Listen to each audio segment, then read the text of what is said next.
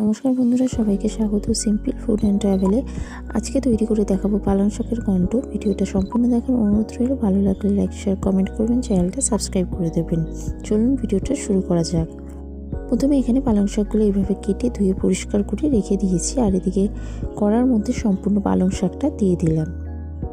দিয়ে এর মধ্যে বেশ কিছু সবজি কেটে রেখেছি, সেটাও দিয়ে দেব। এর মধ্যে দিয়ে দিচ্ছি আলু আর দিয়ে দেব শিম। আপনারা এখানে মূলও দিতে পারেন। আলু আর শিমটা দিয়ে এর মধ্যে পরিমাণ মতো নুন আর হলুদ দিয়ে দেব। নুন আর হলুদ দিয়ে এটা চাপা দিয়ে দেব। চাপা দিয়ে এটা ভাপতে দেব 10 মিনিট। শাকের মধ্যে আলাদা করে কোনো জল ব্যবহার করিনি। শাকের থেকে যে জলটা বেরাবে সেই ভাপেতেই সবজিগুলো নরম হবে। আলু আর শিমটা খুব ভালো করে নরম হয়ে গেছে। এবার এর মধ্যে দিয়ে দেব কেটে রাখা কুমড়ো আর বেগুন। কুমড়ো আর বেগুন যেহেতু নরম হয়ে যায় খুব তাড়াতাড়ি, সেই জন্য একটু পরে দিলাম। কুমড়ো বেগুন দিয়ে আবারও নাড়াচাড়া করে ভালো করে এটা আরও 5 মিনিট রেখে তারপরে নামিয়ে দেবো।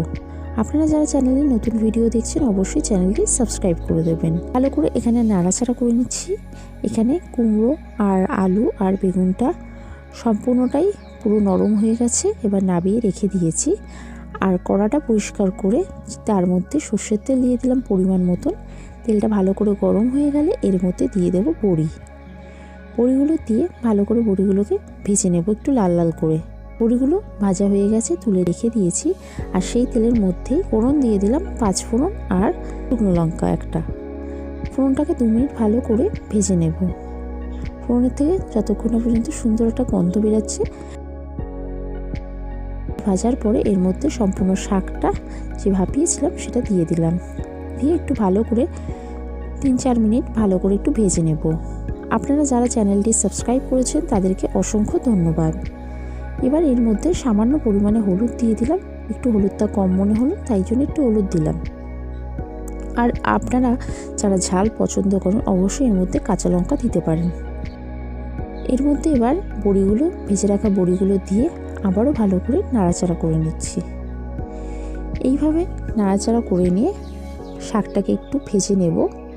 ভেজে নেওয়ার পরে একটু চিনি দিয়ে দিলাম পরিমাণ মতো। আপনারা যেরকম মিষ্টি পছন্দ করেন শাকের সেরকম দেবেন, খুব বেশি দেওয়ার প্রয়োজন নেই। চিনিটা দিয়ে ভালো করে একটু নাড়াচাড়া করে নিচ্ছি। তো সব কিছুই নরম আগে থেকেই আছে, তাই জন্য বেশিক্ষণ লাগবে না। একটু মাখা মাখা করব, তাই জন্যে এখানে সামান্য জল দিয়ে আবারও ভালো করে নাড়াচাড়া করে নিয়ে এটা 3 থেকে 4 মিনিট চাপা দিয়ে রেখে দেব।